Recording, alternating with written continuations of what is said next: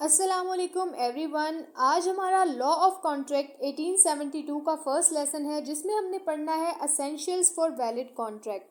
Law of contract जो है वो हमारी कमर्शियल ट्रांजैक्शन से रिलेट करता है, यानी कि जो हम अपनी डेली लाइफ में कॉन्ट्रैक्ट्स करते हैं, एग्रीमेंट्स करते हैं, सेल परचेज करते हैं, या जो भी हमारे कमर्शियल ट्रांजैक्शंस हैं उससे रिलेटेड जो सारे रूल्स हैं वो हमें लॉ ऑफ कॉन्ट्रैक्ट में मिलेंगे।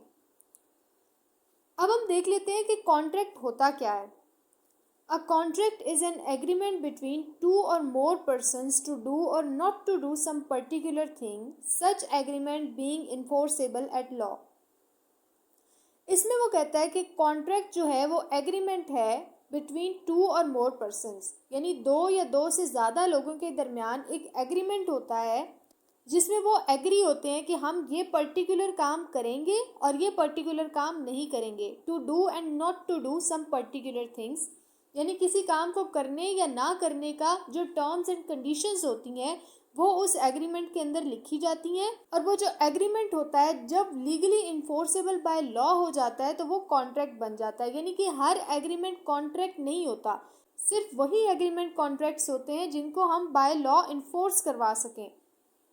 अगर हम किसी भी कागज़ के टुकड़े के ऊपर कोई भी स्टेटमेंट लिख देते हैं और कहें कि ये जी हमारा कॉन्ट्रैक्ट हो गया, तो ऐसा नहीं है। जब तक कि किसी कॉन्ट्रैक्ट के एसेंशियल इंग्रेडिएंट्स नहीं पूरे हो जाएंगे वो एग्रीमेंट ही रहेगा, वो कॉन्ट्रैक्ट नहीं होगा, उसको हम लीगली इन्फोर्स नहीं करवा सकते। According to the contract act 1872 an agreement enforceable at law is contract. इससे हमें पता चला कि वो एग्रीमेंट जिसको हम लॉ से इन्फोर्स करवा सकें वो कॉन्ट्रैक्ट होते हैं। यानी कि इससे हमें ये क्लियर हुआ कि हर एग्रीमेंट कॉन्ट्रैक्ट नहीं होता, सिर्फ वही एग्रीमेंट कॉन्ट्रैक्ट होता है जिसको हम बाय लॉ इन्फोर्स करवा सकें।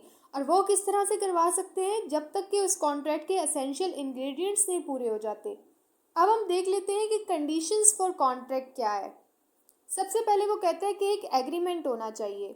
दूसरा वो कहता है कि वो एग्रीमेंट इन्फोर्सेबल होना चाहिए बाय लॉ, तब जाके वो कॉन्ट्रैक्ट बनता है। यानी कि अगर हमने किसी एग्रीमेंट को कॉन्ट्रैक्ट बनाना है तो वो एग्रीमेंट इन्फोर्सेबल बाय लॉ भी होना चाहिए।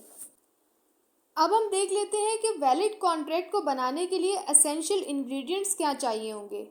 सबसे पहले इसमें वो कहता है कि प्रपोजल होना चाहिए, कि एक लॉफुल प्रपोजल होना चाहिए by one party to another party. For example, अगर मिस्टर ए ने अपना कोई प्रॉपर्टी बेचनी है मिस्टर बी को, तो वो मिस्टर ए को प्रपोजल भेजेंगे कि मैं अपनी फलां प्रॉपर्टी जो है वो बेचना चाहता हूँ। या अगर मिस्टर ए जो है वो मिस्टर बी से उनकी कोई काऊ खरीदना चाहते हैं तो वो अपना प्रपोजल उनको भेजेंगे कि भाई मैं ये आपकी काऊ जो है वो 2 लाख रुपए में ख़रीदना चाहता हूँ।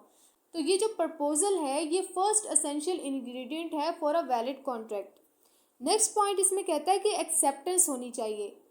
इसमें वो कहता है कि जो लॉफुल प्रपोजल भेजा गया है उसकी लॉफुल एक्सेप्टेंस भी होनी चाहिए बाय अदर पार्टी। जिस तरह से मैंने आपको बताया कि मिस्टर ए ने मिस्टर बी को प्रपोजल भेजा कि मुझे आपकी ये काऊ खरीदनी है 2 लाख रुपए में, तो ये उन्होंने एक वैलिड प्रपोजल भेजा। अब अगर मिस्टर बी उस वैलिड प्रपोजल को एक्सेप्ट कर लेते हैं तो इसे हम कहेंगे एक वैलिड एक्सेप्टेंस हो गई उस एग्रीमेंट की, यानी वो उस चीज़ पे एग्री हो गए हैं।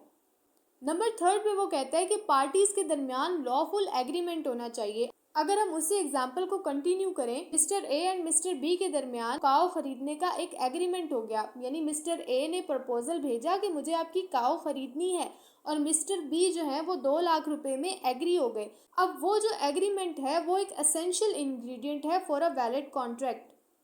नंबर 3 एसेंशियल इंग्रेडिएंट है कि वो जो एग्रीमेंट है वो रिटन होना चाहिए। इसमें वो कहता है कि पार्टीज जिस चीज़ पे एग्री हुई हैं वो उसको इन रिटन फॉर्म लेके आए। ऑरल एग्रीमेंट नहीं होना चाहिए, पार्टीज जो हैं वो इन राइटिंग उस चीज़ पे एग्री हुई हुई हो। नंबर 5 पे वो कहता है कि लॉफुल एग्रीमेंट होना चाहिए। इसमें वो कहता है कि एग्रीमेंट जो है वो लॉफुल होना चाहिए, यानी कि उसमें जो ऑब्जेक्ट है वो लॉफुल होना चाहिए। किसी ड्रग्स से रिलेटेड या किसी अनलॉफुल ऑब्जेक्ट से रिलेटेड कोई एग्रीमेंट नहीं होना चाहिए, और उसकी जो एग्रीमेंट की टर्म्स एंड कंडीशंस हैं वो भी लॉफुल होनी चाहिए। कोई और सी कंडीशंस नहीं होनी चाहिए बल्कि लॉफुल होनी चाहिए। नेक्स्ट उसमें वो कहता है कि लीगल रिलेशनशिप होना चाहिए पार्टीज के दरमियान। यहाँ पे लीगल रिलेशनशिप का मतलब क्या होगा कि जिस तरह से पार्टीज कॉन्ट्रैक्ट में आई हैं, अगर वो सेल परचेज का कॉन्ट्रैक्ट हो रहा है तो वो फिर बायर एंड सेलर हो जाएंगी। इसी तरह से अगर मॉर्गेज का कॉन्ट्रैक्ट हो रहा है तो वो मॉर्गेजर और मॉर्गेजी हो जाएगी। बेलर एंड बेली हो जाएगी। तो जो कॉन्ट्रैक्ट हो रहा है उसमें एक लीगल रिलेशनशिप डेवलप होना चाहिए। नंबर 7 पे वो कहता है कि लॉफुल ऑब्जेक्ट होना चाहिए, यानी कि जो सब्जेक्ट मैटर है उस कॉन्ट्रैक्ट का वो लॉफुल होना चाहिए। कोई ड्रग्स नहीं होनी चाहिए, कोई अनलॉफुल वेपन्स नहीं होने चाहिए, कोई भी नशावर अद्वियात वगैरह नहीं होनी चाहिए, यानी कि ऑब्जेक्ट जो है वो लॉफुल होनी चाहिए। नेक्स्ट नंबर 8 पे वो कहता है कि वैलिड कॉन्ट्रैक्ट को क्रिएट करने के लिए कम्पिटेंसी ऑफ पार्टीज होना बहुत ज़रूरी है, यानी कि पार्टीज टू कॉन्ट्रैक्ट जो है वो कम्पिटेंट हो। अब कम्पिटेंट किस तरह से होनी चाहिए कि वो मेजर होनी चाहिए, साउंड माइंड होनी चाहिए, जो भी वो एग्रीमेंट करेंगे उनको उसके बारे में रैशनल नॉलेज होना चाहिए, उनको पता हो कि हम ये क्या करने जा रहे हैं, किस चीज़ से रिलेटेड कॉन्ट्रैक्ट करने जा रहे हैं, यानी कि वो कम्पिटेंट पार्टीज़ हों। तो ये भी एक एसेंशियल इंग्रेडिएंट है फॉर अ वैलिड कॉन्ट्रैक्ट। हम किसी माइनर के साथ कॉन्ट्रैक्ट नहीं कर सकते। इसके बारे में भी एक कंप्लीट क्वेश्चन है जो कि हम नेक्स्ट वीडियो में पढ़ेंगे।